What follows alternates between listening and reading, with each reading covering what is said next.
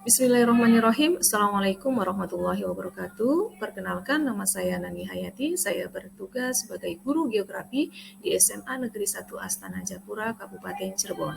Kali ini saya akan memberikan materi geografi kelas 10, yaitu tentang dasar-dasar pemetaan.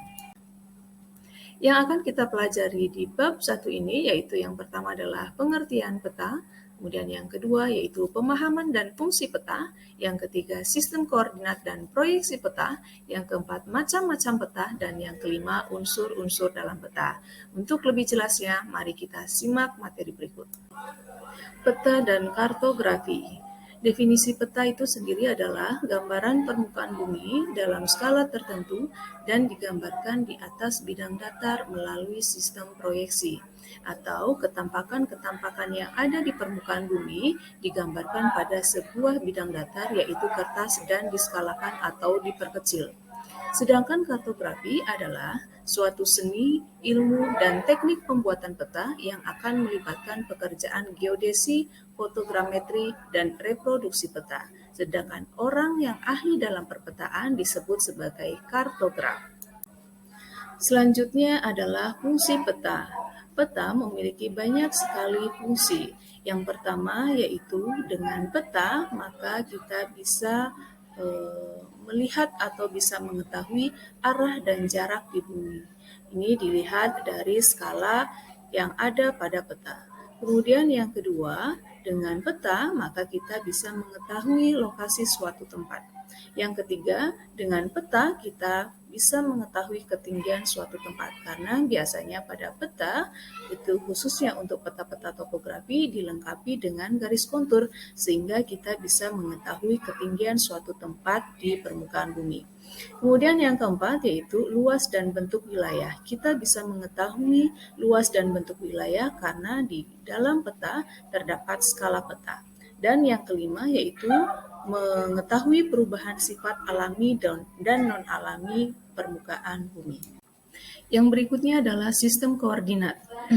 Untuk menentukan posisi suatu titik di muka bumi atau peta menggunakan lintang atau latitude dan bujur atau longitude. Garis lintang adalah garis khayal yang membentang sejajar dengan khatulistiwa. Biasanya garis lintang ini digunakan untuk menyatakan ukuran jarak dari khatulistiwa hingga ke kutub utara dan kutub selatan. Sementara garis khayal yang membentang secara vertikal di atas permukaan bumi disebut garis bujur. Untuk lebih jelasnya, mari kita perhatikan gambar berikut. Yang pertama ada garis lintang. Tadi sudah dijelaskan bahwa garis lintang adalah garis yang sejajar dengan garis khatulistiwa. Nah, di tengah adalah garis khatulistiwa atau lintang 0 derajat, kemudian bagian atas berarti adalah garis lintang utara, dan yang di bawah adalah garis lintang selatan. Kemudian garis bujur. Garis bujur adalah garis yang secara vertikal membagi bumi menjadi beberapa bagian, bagian barat dan bagian timur. Bagian garis yang di sebelah barat berarti disebut dengan bujur barat, dan yang berada di sebelah timur berarti disebut sebagai garis bujur timur.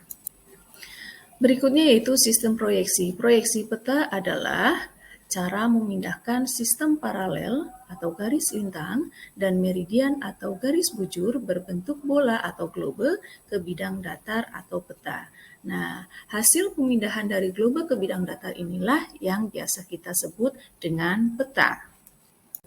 Selanjutnya yaitu macam-macam peta atau klasifikasi peta. Menurut isinya, peta dibedakan menjadi beberapa, yaitu yang pertama peta umum dan peta khusus. Apa itu peta umum? Peta umum adalah peta yang menggambarkan seluruh atau semua kenampakan yang ada di permukaan bumi, baik bersifat alamiah, misalnya sungai, danau, gunung, laut, hutan, dan lain-lain.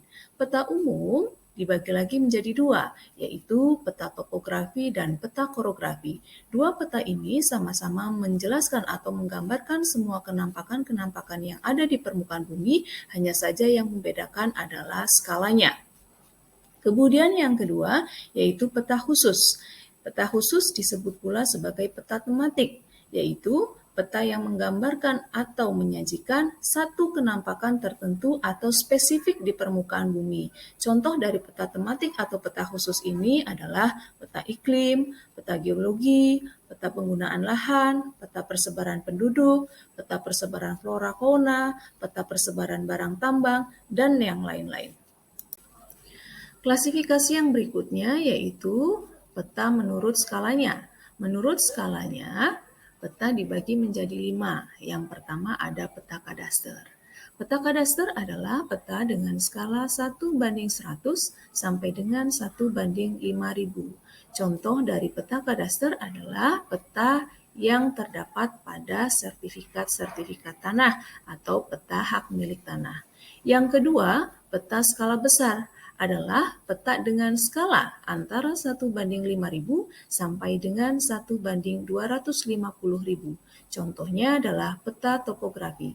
Yang ketiga, peta skala sedang adalah peta dengan skala antara 1:250.000 sampai dengan 1:500.000. Contohnya adalah peta kabupaten per provinsi.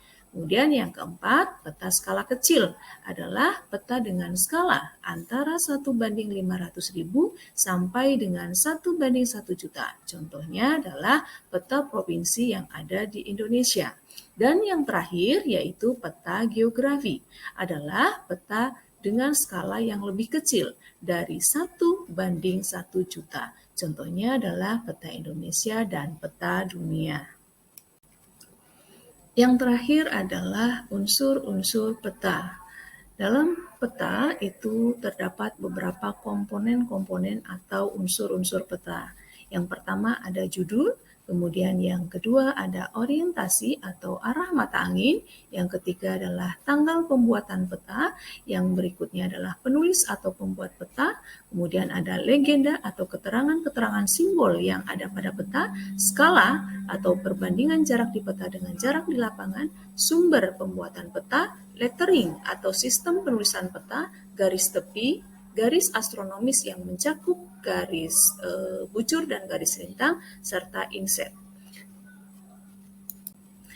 Mungkin itu saja yang bisa Ibu sampaikan materi pemetaan. Mudah-mudahan bermanfaat. Kurang lebihnya mohon maaf. Terima kasih. Assalamualaikum warahmatullahi wabarakatuh.